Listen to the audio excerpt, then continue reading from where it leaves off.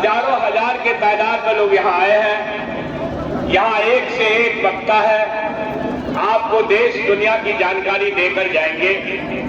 मित्रों, आप एक बात यकीन मानिए, अगर इस तरह के काला कानून के खिलाफ हिंदू, मुस्लिम, सिख, ईसाई सारे लोग अगर इकट्ठे नहीं हुए तो ये नफरती लोग जमहूरियत को खत्म करेगा, प्रजातंत्र को खत्म करेगा, तानाशाही लाएगा।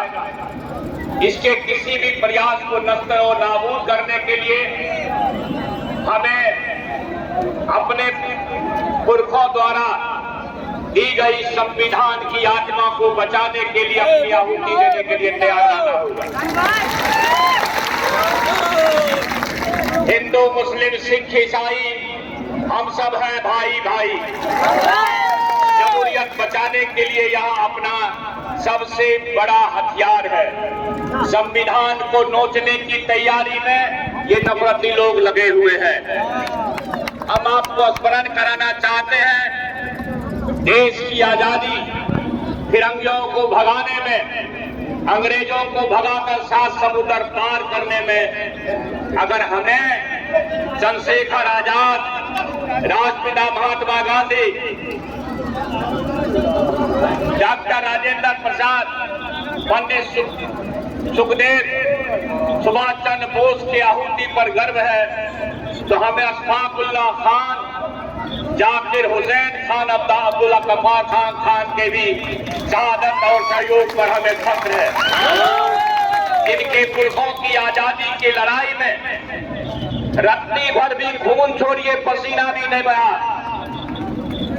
जुमला पर करके गलती से देश पर कब्जा किया है।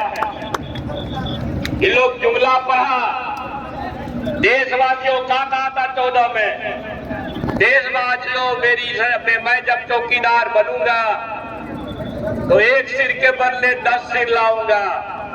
हमारे 26 भाई का कत्ल हुआ निर्दोष लोगों का, तुम 260 लाया अभी तक नहीं लाया। इस देश के हिंदू मुसलमान के आंख में आंसू है। क्या कश्मीर, क्या बंगाल, संपूर्ण देश के हिंदू मुसलमान का आत्मा रो रहा है। आप लोग उमर अब्दुल्ला का बयान सुने होंगे, आंख में आंसू है। हम किसी भी आतंकवाद के खिलाफ हैं। आतंकवाद इंसानियत का दुश्मन है और इस्लाम तो इंसानियत को पैदा करने का सबसे मूल मंत्र है। मुसलमान हो ईमान जिसमें, वही कहलाएगा मुसलमान। और तो हमें सिखाते हो नफरतियों, आपको मालूम है आतंकी नफरती ताकतों ने देश के किसी भी हमले में, देश के किसी भी आतंकी हमले में आज तक धर्म पूछ के नहीं मारा था। तुम जवाब दो नफरतियों, क्यों धर्म पूछ के आतंकी मारा है पहली बार?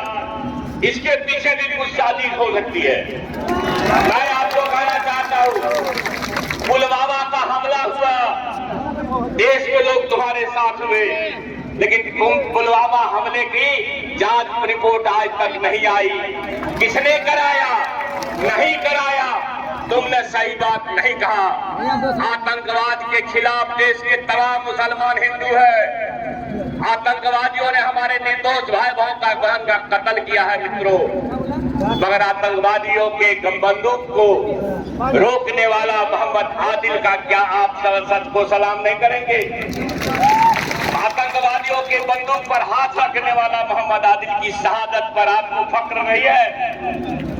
डॉक्टर रुखसाना आतंकवादी हमले में घायल हमारे भाई बहन को बचाने के लिए 3 दिन तक अपने घर का मुंह नहीं देखी।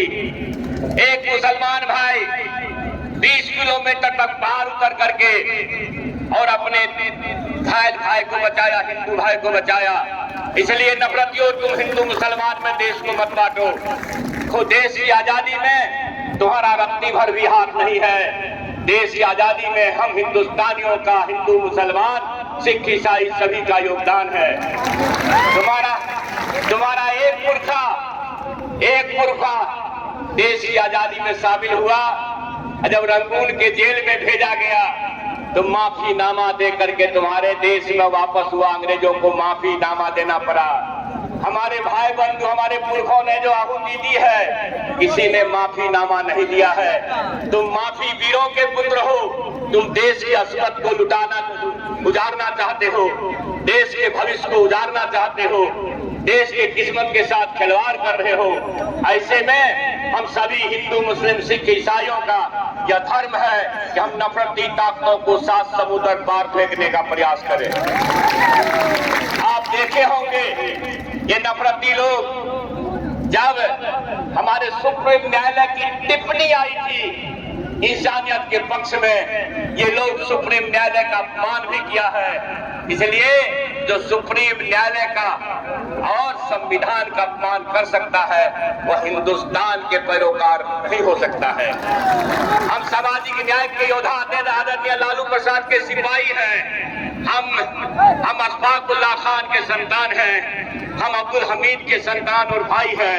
हम तुम्हारे किसी भी नापाक नफरती चाल को चलने न देंगे, हिंदुस्तान की अस्मत को बचाएंगे। और अंत में यह कहते हुए मित्रों, इस देश के सबसे बड़े, दुनिया के बहुत बड़े चिंतक विचारक ने कहा है, मार्टिन किंग लूथर ने क्या कहा मालूम है?